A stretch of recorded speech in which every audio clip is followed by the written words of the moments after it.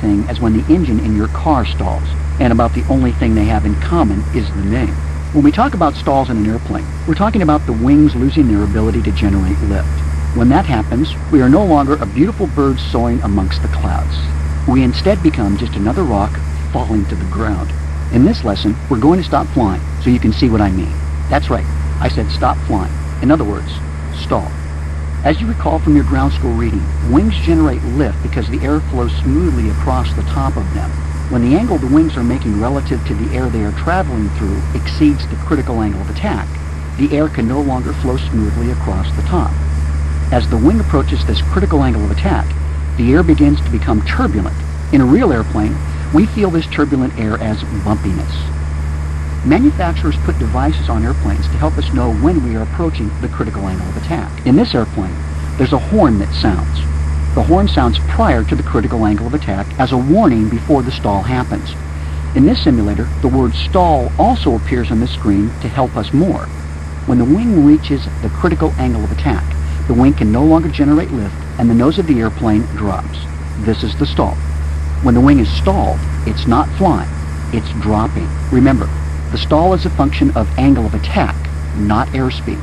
Your airplane can stall at any airspeed if it exceeds the critical angle of attack. When we practice a stall, we'll purposely stall the airplane to practice the correct technique for recovering from a stall. There are only 3 things to remember about stall recovery. First, push the nose over. This points the nose down so that we can gain some airflow back over the wings. Second, get or keep the wings level. There is nothing more annoying than a sudden, unexpected spin on short final. Third, apply full power and raise the nose back up slightly so we don't lose too much altitude. The goal of a stall recovery is to get the airplane back under control and lose as little altitude as possible. Now, most stalls occur near the ground on approach. Typically, we get distracted by things outside the airplane or sometimes even inside the airplane, and we forget to fly the airplane. That's the problem. It's important not to raise the nose back up too much or too fast, or we'll go into a secondary stall, which is really just a stall that happens while we're trying to recover from the first stall. I want you to slow the airplane and stall it, then recover. Reduce the throttle to flight idle and maintain 4,500 feet to enter the stall. Slowly allow the airspeed to decay by increasing the pitch. Pull back on the stick to slowly increase the airplane's pitch. The idea is to slow down but maintain altitude as a means of entering the stall. As soon as the stall... There's the stall warning, so let the nose down and apply full power.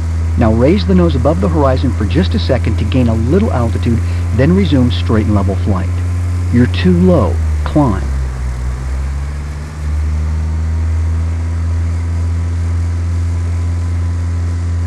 Speed up. Push forward on the stick.